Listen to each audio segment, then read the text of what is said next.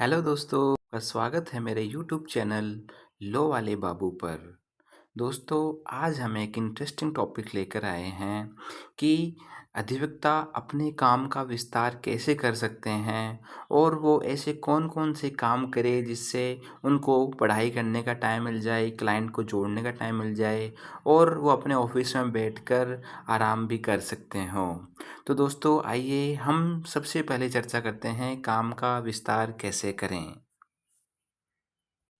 दोस्तों, सबसे पहले हम बात करते हैं जहाँ पर आपका निवास स्थान होता है, वहाँ पर आपका काम अच्छा चल रहा है।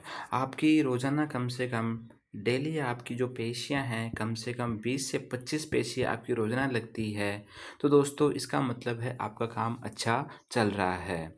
और इसका दूसरा काम आता है दोस्तों, कम से कम 2 या से 3 जूनियर अगर आपके नीचे काम कर रहे हैं और आप उनको काम सिखा रहे हैं, इसका मतलब ये है कि आपका काम अच्छा चल रहा है और अब आपको अपने काम को विस्तार करने की आवश्यकता होती है दोस्तों। क्योंकि जो आपके जूनियर होते हैं, वो आपके क्लाइंट्स को जो रेगुलर क्लाइंट्स हैं, उनको सँभाल सकते हैं।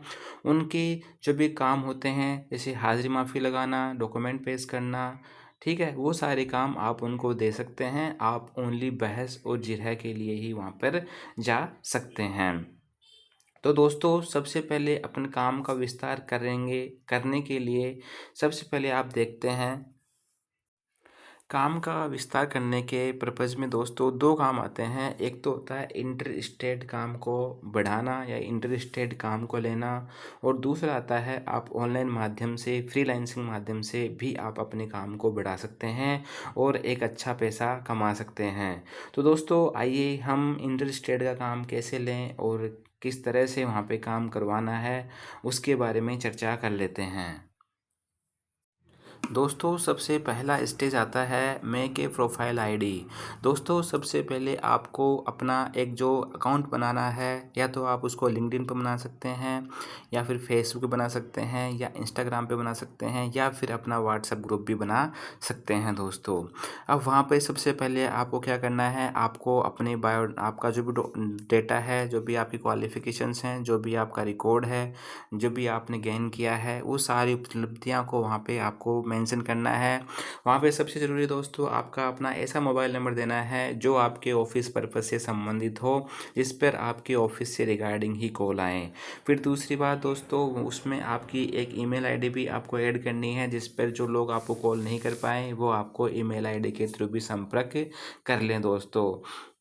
अब ये सब कुछ करने के बाद में मान लीजिए आपके पास क्लाइंट आने लग गए, जैसे कि आप राजस्थान के रहने वाले हैं और आपको गुजरात का या एमपी का या फिर महाराष्ट्र का या फिर यूपी का या फिर बिहार का कोई क्लाइंट मिलता है, तो अब आपको उससे कैसे डील करना है, आइए देखते हैं।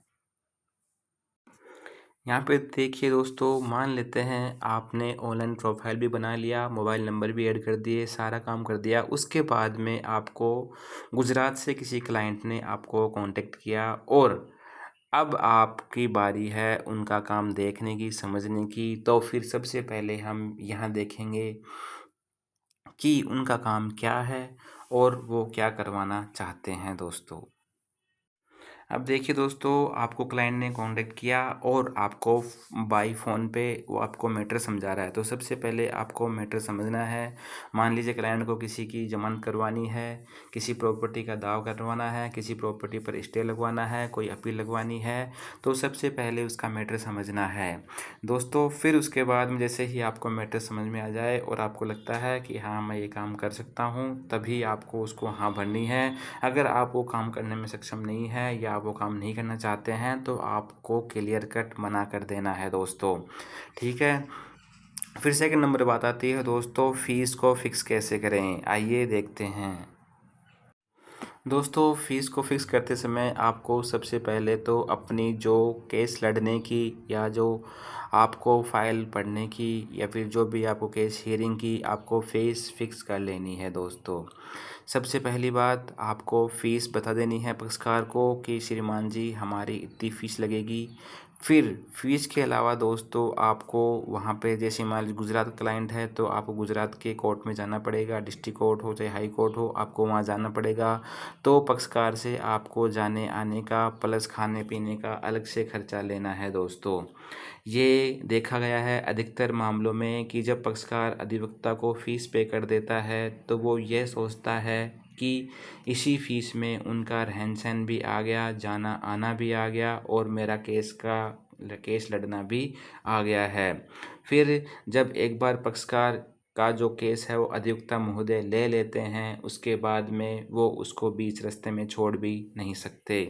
इसके लिए आपको पहले ही पक्षकार को बोल देना है कि मान लीजिए मेरा ये आपका कोई केस है, उसमें कोई स्टे लगवाना है, तो आपको बोलनी है कि मेरी ये फ़ीस रहेगी, मान लीजिए 51,000 मेरी फ़ीस रहेगी या फिर 1 लाख मेरी फ़ीस रहेगी दोस्तों, ठीक है? तो उनको पहले ही बता देनी है ये मेरी फ़ीस रहेगी और जब मैं आपकी पत्रावली की पेशी के लिए आऊँगा, डॉक्यूमेंट सबमिट करने के लिए आऊँगा, तब जो आना-जाना होगा उसके मैं 15,000 रुपये आपसे एक्स्ट्रा लूँगा।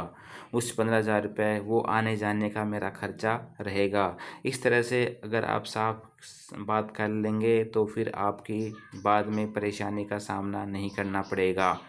जिससे क्लाइंट को भी पता रहेगा कि वकील महोदय की फ़ीस तो ये है और जो आने-जाने का खर्चा है वो 15,000 रुपये रहेगा। जब क्या होता है अधिकतर मामले में जब पेशी पड़ती रहती हैं, तारीख लग जाती हैं, कभी महोदय श्रीमान जी माननीय न्यायाधीश नहीं रहते हैं न्यायालय के अंदर तो तारीख पेशी डल जाती है। उस समय आपका आना-जाना व्यर्थ हो जाता है। इससे अच्छा है कि आप अगर क्लाइंट को बोलेंगे तो आपका आना-जाना के जो भी खर्चा होगा वो पक्षकार की ज़िम्मेदारी रहेगी दोस्तों। इसलिए आपको सबसे पहले अपनी फ़ीस और आने-जाने का खर्चा फ़िक्स कर लेना है दोस्तों, ठीक है?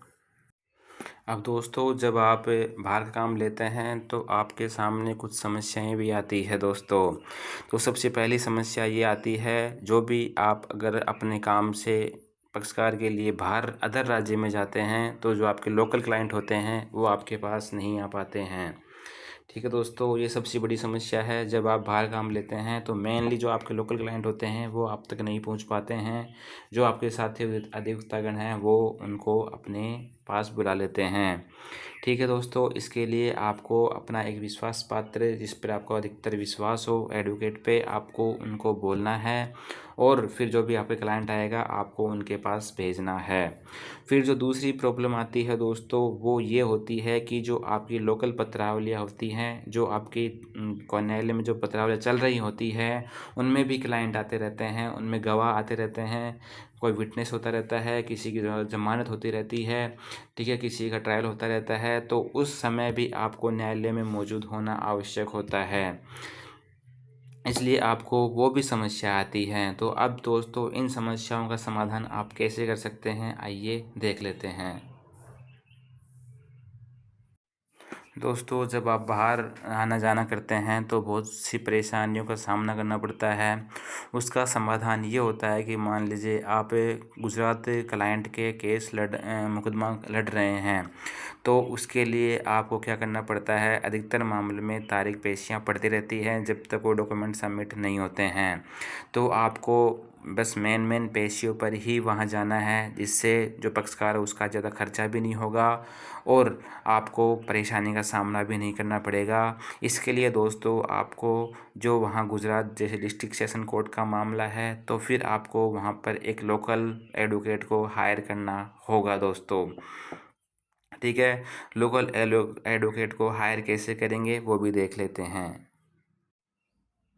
दोस्तों लोकल एडवोकेट को हायर करने में भी समस्या का सामना करना पड़ता है क्योंकि जब आप एक नए यंग लॉयर को आप हायर कर लेते हैं और फिर बाद में जब आप उनके पास से वापस केस लेते हैं तो उनको अच्छा नहीं लगता और फिर वो आपके प्रति आपके पक्षकार को भड़काने का प्रयास करते हैं, वहाँ पर आपसे गाली गलौज करते हैं और आपको एक दुश्मन की तरह डील किया जाता है दोस्तों। इससे अच्छा ये होता है कि आपको कम से कम एक एक्सपीरियंस एडवोकेट को हायर करना चाहिए जिसके पास काम भी आता जाता रहे और वो उसके पास इतना समय भी नहीं हो कि वो आपके साथ माथाखोड़ी करे। ठीक है। इसके लिए आप क्या करेंगे, इसके लिए आपको जो सरकारी वेबसाइट है ई कोर्ट्स पर जाकर आपको वहाँ पर जिस भी राज्य को आपको हायर करना है, उस राज्य की डेली कॉज लिस्ट देखनी है। उस कॉज लिस्ट में जिस अधिवक्ता के फाइलें डेली बेसिस के अंदर 5 से 6 फाइल डेली लगती हो, उस अधिवक्ता को आपको संपर्क करना होता है। क्योंकि उनको संपर्क करने के लिए आपको उनका मोबाइल नंबर मिल जाएगा, ऑनलाइन ईमेल आईडी मिल जाएगी, तो आप उनसे डायरेक्ट वहाँ पर बात करने के बाद वहाँ पर जाएंगे। उनके जाने के बाद आप उनको डील कर सकते हैं दोस्तों। ठीक है। अब बात ये आती है दोस्तों, आपने सब कुछ देख लिया, मोबाइल नंबर भी देख लिए, उनकी फाइलें भी देख ली, अब आती है फ़ीस फिक्स करने की बारी। तो दोस्तों जैसे कि आपको मैंने पहले बताया है कि आपका जो फ़ीस रहेगी मुकदमा लड़ने की वो अलग रहेगी, और जो आपका आने जाने का खर्चा रहेगा वो अलग रहेगा। तो यहाँ पर दोस्तों आप उन अधिवक्ता को बोल सकते हैं कि भैया मैं आपको अपने इस केस के लिए आपको 10,000 रुपये या फिर 20,000 रुपये दिला सकता हूँ, या फिर आप उसमें आधा आधा भी कर सकते हैं। ठीक है, वो आपके ऊपर डिपेंड करता है कि आप उनको कैसे हायर करते हैं, किस तरह उनको संतुष्ट करते हैं दोस्तों। इससे क्या होगा दोस्तों, इससे आपको परेशानी नहीं होगी, आने जाना नहीं पड़ेगा बार बार, और आपकी जो पत्रावली है वो उन्हीं के पास हैंडल होती रहेगी। और आपको उनको ये भी बोलना है कि जो भी फ़ीस होगी, जो भी बात करनी होगी पक्षकार से, वो मैं ही करूँगा, बस आपको तो फाइल में डॉक्यूमेंट पेश करने होंगे। एक अच्छे अधिवक्ता की निशानी होती है दोस्तों कि वह अन्य अधिवक्ता की बुराई कभी नहीं करेगा। तो इस बात का आपको विशेषकर ध्यान रखना है दोस्तों। फिर दूसरी बात आती है दोस्तों, आपको उनके पास से 2 वकालतनामे लेने हैं। तब 2 वकालतनामे कौन कौन से लेने हैं आपको? एक तो लेना है वकालतनामा जिनमें वो फाइल में लगाएंगे, ठीक है। और एक होता है दोस्तों वकालतनामा नो ऑब्जेक्शन वकालतनामा दोस्तों। ये क्या करता है, ये काम करता है कि जब भी मान लीजिए आपकी फ़ाइल होगी, आपकी फ़ाइल फिनिश होने वाली है या आपको अधिवक्ता चेंज करना है, तो नो ऑब्जेक्शन वकालतनामे से आपके पास ये फ़ायदा रहेगा कि आप उनको कभी भी हटा सकते हैं। वो मुकदमे से हटने के लिए उसको आप मुकदमे से हटा सकते हैं, ठीक है। वो कोई भी बाउंडेशन आप पे नहीं लगा सकते कि मैं मुकदमे में बना रहना चाहता हूँ दोस्तों। तो इसलिए विशेषकर ध्यान रखिएगा, एक तो उनके पास से वकालतनामा लेना है, दूसरा आपको नो ऑब्जेक्शन सर्टिफिकेट भी उनके पास से लेना है, नो ऑब्जेक्शन वकालतनामा भी लेना है, जिससे आपको इन फ्यूचर प्रॉब्लम का सामना नहीं करना पड़े दोस्तों। दोस्तों जो भी फ़ीस के रिगार्डिंग आपके बीच में जो भी एग्रीमेंट होता है, उस एग्रीमेंट को आपको एक पेपर पर लिखना है, दोनों के साइन करवाने हैं, और उसको आपको फ़ोटो लेनी है। एक फ़ोटो आपको उन एडवोकेट के पास भेजनी है और एक फ़ोटो अपने पास संभाल कर रखनी है, जिससे इन फ्यूचर आपके बीच में फ़ीस से रिगार्डिंग कोई भी आर्ग्यूमेंट्स नहीं हो, कोई भी बहस नहीं हो दोस्तों। एक और सावधानी रखनी पड़ती है दोस्तों आपको, जो वो अधिवक्ता हैं उनको आपको पत्रावली के कभी भी ओरिजिनल डॉक्यूमेंट्स नहीं देने हैं। आपको हमेशा उनको पत्रावली की फ़ोटोकॉपी ही करवा के देनी है। ओरिजिनल डॉक्यूमेंट्स आपको हमेशा अपने पास रखने होंगे। इस बात का हमेशा ध्यान रखिएगा दोस्तों। और लास्ट में और अंत में दोस्तों, उस एडवोकेट को आप साफ साफ बोल दें कि जो भी पैसे की बात होगी, जो भी फ़ीस की बात होगी, वो पक्षकार से मैं ही करूँगा। उस मैटर में आपको कोई परेशानी नहीं होनी चाहिए दोस्तों। ये थी प्यारी सी वीडियो दोस्तों। उम्मीद है आपको पसंद आई होगी। अगर आपको इन्फॉर्मेटिव लगी हो वीडियो, तो प्लीज़ इस वीडियो को लाइक कर दीजिएगा, चैनल को ज़्यादा से ज़्यादा सब्सक्राइब कर लीजिएगा, और कमेंट अवश्य कीजिएगा कि आपको नेक्स्ट वीडियो किस टॉपिक पर चाहिए दोस्तों। तो मिलते हैं नेक्स्ट वीडियो में। Thank you so much, thanks for watching this video. Bye bye guys, thank you so much.